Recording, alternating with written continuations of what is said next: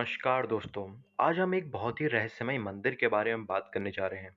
यह मंदिर विश्व का सबसे धनी व सबसे प्राचीन मंदिरों में से आता है। दोस्तों, अभी तक आप समझ गए होंगे हम किस मंदिर के बारे में बात करने जा रहे हैं।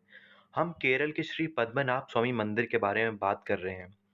पर दोस्तों, इस मंदिर की जो सबसे रहस्यमय बात है, वह यह नहीं है कि दुनिया का सबसे धनी व सबसे प्राचीन मंदिर है, बल्कि ये प्रसिद्ध दुनिया के कुछ सबसे बड़े रहस्यों के कारण भी है। या इसके खजाने में मिले सिंहासन, जो 18 फुट लंबे इंसानों के लिए हैं। या फिर ये खजाना मिलने पर भी बाकी दरवाजों के साथ छठे वॉल्ट को आखिर क्यों नहीं खोला गया। इस रहस्य को जानने के लिए इस वीडियो को पूरा देखें और इस चैनल को सब्सक्राइब करके बेल आइकन दबा दीजिए। केरल के पद्मनाभ स्वामी मंदिर के बारे में तो आप सभी जानते होंगे और आप में से कुछ ने वहां दर्शन भी किए होंगे, परंतु वहां के 6 गुप्त तहखानों में से 5 में मिले सैकड़ों टन सोने व हीरे के भंडार के बारे में आप में से बहुत कम जानते होंगे।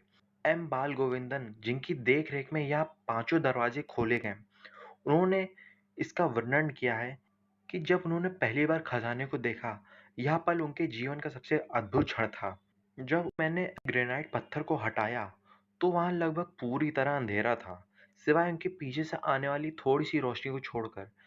जैसे ही मैंने अंधेरे में तिजोरी को देखा, वह रात के आकाश में बिना चांद के चमकने वाले सितारों की तरह था, जहां हीरे और रत्न जगमगा रहे थे। अधिकांश धन मूल रूप से लकड़ी के बड़े-बड़े बक्से में जमा किया गया था, परंतु समय के साथ वह बक्से टूटकर धूल बन गए थे और इसीलिए सभी रत्न और सारा सोना धूल में फर्श पर पड़े हुए थे। यहाँ अनगिनत सोने की अंगूठियां, चूड़ियां और लॉकेट थे, जिसमें से कई रत्नों से लदी हुई थीं, और यहाँ सोने की जंजीरें थीं, जिसमें से प्रत्येक में गहने जड़े हुए थे। और दोस्तों, एक बहुत ही रहस्यमय इन 5 तहखानों में मिली, जिस पर पूरी दुनिया में चर्चा होने लगी। यहाँ कई सारे शुद्ध सोने के अनमोल रत्नों से जड़े सिंहासन मिले, परंतु यह कोई आम सिंहासन नहीं थे।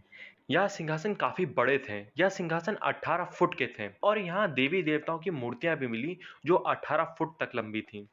और दोस्तों, भारत में ही नहीं बल्कि विश्व में कई जगह ऐसी कहानियां और कुछ साक्ष्य मिले हैं, जो यह दर्शाते हैं कि मानव और कुछ ऐसे डेमीगॉड जो मानव की सामान्य हाइट से काफी बड़े थे।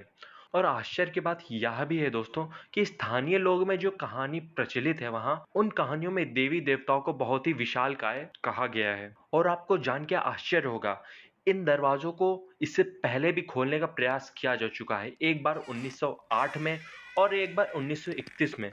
परंतु जब 1908 में पहली बार इसको खोलने की कोशिश की गई, तब उस समय के खोजकर्ताओं के ऊपर सांप के झुंड ने हमला कर दिया था, जिसकी वजह से उन्हें अपनी जान बचा के भागना पड़ा और वह असफल हुए थे। परंतु दूसरी बार 1931 में वह पहले तहखाने को खोलने में सफल रहे, परंतु अनजान और रहस्यमय कारणों से वह खजाना मिलने पर भी उस दरवाजे को बंद कर दिया गया। और फिर 80 साल बाद 2011 में 5 दरवाजों को खोला गया, जिसमें से सैकड़ों टन सोना, कीमती पत्थर व चांदी और हीरे निकले, जिसकी कुल कीमत 1 लाख करोड़ रुपए थी। आप इस बात से इसका अंदाजा लगा सकते हैं कि पाकिस्तान की जीडीपी 2020 में 286 बिलियन डॉलर थी, परंतु यहाँ जो खजाना निकला था उसकी कीमत 1 ट्रिलियन डॉलर थी। और दोस्तों, आपने एक बात पे गौर किया होगा, केवल 5 ही गुप्त तहखानों को खोला गया, जबकि वहां टोटल 6 गुप्त दरवाजे थे। ऐसा क्या कारण था जिसकी वजह से वह छठा दरवाजा खोलने में सफल नहीं हो पाए? यह छठा तहखाना पूरी तरह से धातु के दरवाजे से बना था, जिसके ऊपर 2 विशाल सर्प उभरे हुए थे। कहा जाता है ये सर्प उस तहखाने की रक्षा कर रहे थे। भक्तों और वहां के पुरोहितों की माने तो यह दरवाजा एक सिद्ध पुरुष के द्वारा एक निश्चित अनुष्ठान के साथ गरुड़ मंत्र के उच्चारण से ही खोला जा सकता है, क्योंकि इस दरवाजे पर ना ही किसी चाबी के लिए छेद है और ना ही किसी प्रकार की कुंडी लगी हुई है। यह भी मान्यता है, अगर इसे बलपूर्वक या गलत तरीके से खोलने का प्रयास किया गया तो महामारी और प्रलय जैसी विपदा आएगी, जो बहुत ही विनाशकारी होगा। दोस्तों, सोचने वाली बात यह है कि अगर उसके पीछे सोना व चांदी अर्थात खजाना ही है, तो इसे दूसरे तहखानों की तरह क्यों नहीं बंद किया गया? अगर नहीं है, तो इसके पीछे आखिर है क्या?